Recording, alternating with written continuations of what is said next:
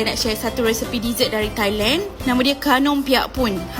Ala-ala kuih kaswi kita tapi rasanya lebih sedap. Kuih dia lembut, ada kenyal-kenyal sikit, makan dengan santan, ada bijan sangai. Best sangat layan sejuk-sejuk waktu berbuka. Okey, jom. Mula-mula ambil satu cawan tepung beras, setengah cawan tepung ubi, setengah cawan gula, 600 ml air pandan dan sedikit pewarna hijau.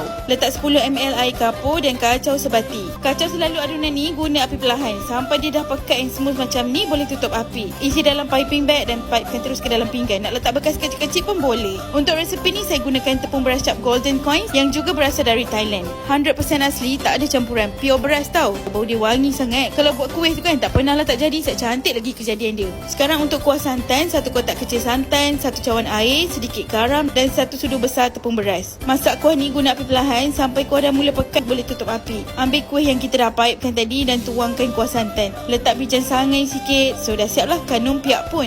Senang je kan nak buat dia. Kuih ni sedap sangat makan sejuk-sejuk. Boleh masak awal sikit sebelum berbuka. Rasa kuih ni manis, ada lemak masin dari santan, gigit pula bijan tu kan. Semua cair dalam mulut, sedap je. So korang jemput cuba resepi ni and jangan lupa gunakan tepung cap Golden Coins yang korang boleh dapatkan di Lotus, NSK dan EcoSave.